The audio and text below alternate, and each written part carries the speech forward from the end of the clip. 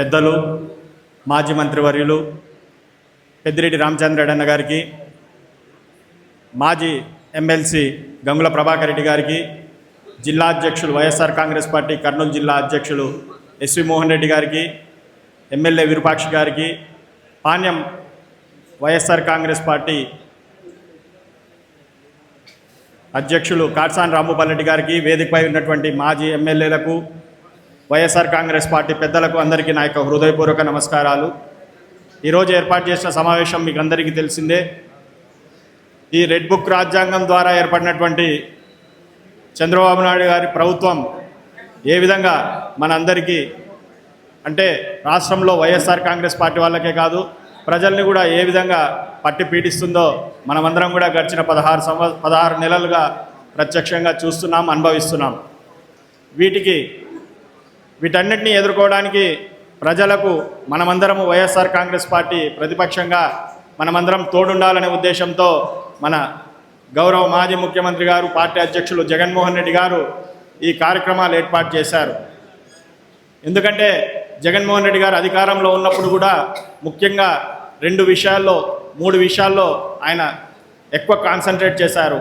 ఒకటి ప్రజా వైద్యము, పిల్లలకు చదువు రెండోది, మూడోది సచివాలయ వ్యవస్థ. ఈ మూడింటిని కూడా ప్రస్తుతం ఉన్న పరిస్థితుల్లో ఈ ప్రభుత్వం నిర్వీర్యం చేస్తుంది. వాటిని మనము ఎదుర్కొనాలి.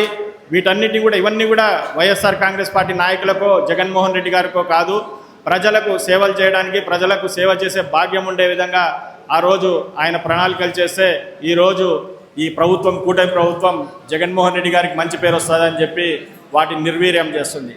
కాబట్టి వీటిని మనం ఎదుర్కొని ప్రభుత్వంపై ఒత్తిడి తెచ్చే కార్యక్రమంలో భాగంగా ఇక్కడ ఉన్నటువంటి వైఎస్ఆర్ కాంగ్రెస్ పార్టీ వివిధ విభాగాల అధ్యక్షులు, వివిధ విభాగాల నాయకులందరూ కూడా రాబోయే రోజుల్లో మనం ప్రజల్లోకి వెళ్ళి ప్రజలను కూడా ఈ పోరాటంలో మనం ఏదైతే ప్రజల కోసం చేస్తున్నటువంటి ఈ పోరాటంలో మనమందరం కూడా ప్రజలతో మమేకమై వాళ్ళకు కూడా విషయాలు తెలియజేసి మనము వాళ్ళతో కూడా ఈ పోరాటంలో పాల్గొనే విధంగా మనం ప్రేరేపించవలసిందిగా మిమ్మల్ని అందరినీ కోరుకుంటూ, వైఎస్ఆర్ కాంగ్రెస్ పార్టీ కార్యకర్తల గురించి నేను ఒక్క నిమిషం మాట్లాడి ముగిస్తాను.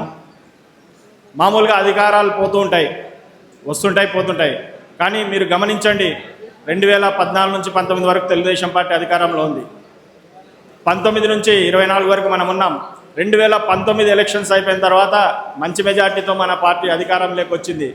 వచ్చిన వెంబడే ఎంతోమంది తెలుగుదేశం నాయకులు కావచ్చు, గ్రామస్థాయిలో నా కార్యకర్తలు కావచ్చు, గ్రామస్థాయిలో ఉన్నటువంటి నాయకులు కావచ్చు, పోలోమని వైఎస్ఆర్ కాంగ్రెస్ పార్టీ వైపు రావడం జరిగింది.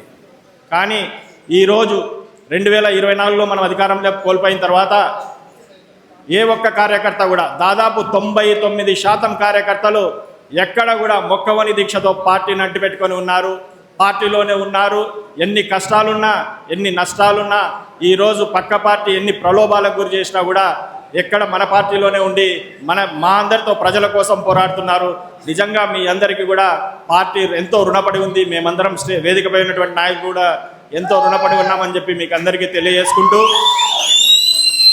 ఏవైతే జగన్మోహన్ రెడ్డి గారు మనకి ఈ కార్యక్రమాలు ఏర్పాటు చేశారో వీటన్నింటినీ కూడా ఈరోజు ఏదో పెద్దలు వచ్చారు మనం కనిపించినాము అనేది కాకుండా తప్పకుండా రాబోయే కాలంలో ఇంకా మనం 3 సంవత్సరాలు పోరాటాలు చేయాలి. కాబట్టి దయచేసి మీరందరూ కూడా ఒక బాధ్యతగా తీసుకొని ఒక యజ్ఞంలా ఈ 3 సంవత్సరాలు మీ అందరితో పాటు ఇక్కడ ఉన్న వాళ్ళమందరం కూడా మేమందరం కూడా మీతో పాటు ఉంటాము.